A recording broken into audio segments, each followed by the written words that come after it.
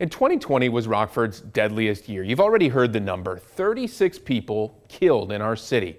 You've heard from police, the mayor, and more. But now we introduce you to the people who lost someone last year. Because with 36 dead come 36 families with heartache. This is their story and their call to end violence.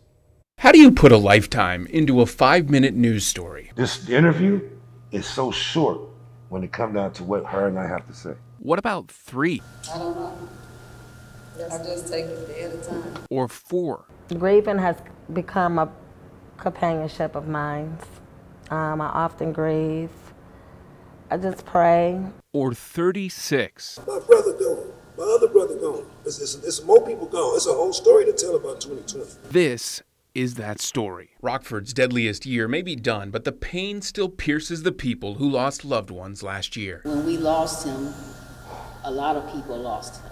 Lisa lost her fiance, Clifton Totton, to gun violence on May 4th. 21 years old, very outgoing, into sports, crazy about all of his family, especially his grandmother, his mother, and all of his siblings. Rebecca's son, Cameron Dunlap, shot and killed almost 2 weeks later, May 16th. Some days I do want to give up. I have wanted to give up, didn't want to be here no more. Because when he left, part of me left. Tasha Finklea's son, Eric O'Shea Elliot, shot and killed in August. To describe him, you just have to know him. And to know him, you will love him. The Macklins lost their son, Amavlee, at the end of September. Gun violence. It's that grief these families still grapple with. How do you all cope with loss? It's a process. Maintaining, processing the process. You must have a good support system. That's very important. Even if they don't talk, just be there with you and just sit in silence or listen to you cry. A good support system is what they rely on. They sometimes cry on to help them carry on. I think that's very important. If you don't have that, find it in the church, your co-workers, therapy, somebody, in order to feel like you can breathe again. Each day is different in the months since they lost their loved one. Some good, some bad. Nothing is going to ever feel that feeling. Nothing. Time, prayers, in my eyes. His clothes still hang in the closet. His shoes still under the bed. I sleep in his bathrobe. The grandchildren wear his slippers. I mean, it's just, you don't want to feel like you're getting rid of them.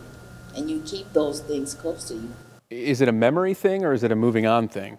Which is it? Or is it both? It's both. Because I have over 3,000 photos. And they're all of my kids and grandkids. My mom. And I'll delete theirs before I delete Cameron's. They also hope the community doesn't forget about their family members because they too were members of this community. Actually feel what those people who've lost that person to feel the same emotion, basically, or kind of have sympathy. But I do believe he was robbed of his life. Hopefully the young people wake up. The streets it's not where it's at. I've been here. The people on the streets don't think about the people sitting in these pews. And that's true. What if it was their son, or their brother, or their husband, or their mother, you know? And people don't look at it like that. But when you have gun violence like this, it affects everybody, the children, now they don't have their fathers, or their grandfathers. And it's just a ripple effect. A ripple effect in Rockford's deadliest year that they believe can change, but only within. And I talked to him one time and I asked him, where did we go wrong?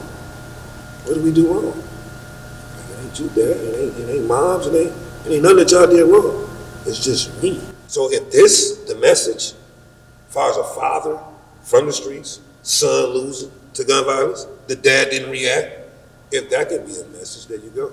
We'll take that message and change inside to keep this feeling from happening to more families. Just hope we reach someone. It's unfortunate that our young African-American young men are just being gunned down for senseless actions. So we don't have to continue to try to put entire lives into 5-minute news stories. This right here, yes, very helpful. There's a lot of things that we can learn from each other. And two of these cases are still unsolved. The shooting of Eric O'Shea Elliot has no charges attached to it. In the shooting of Cameron Dunlap, someone is charged, but not with murder. The teen originally charged with murder was released a couple of weeks ago. Charges there were dropped. If you have any information on those two cases or any of those cases or others, call the Rockford Police Department.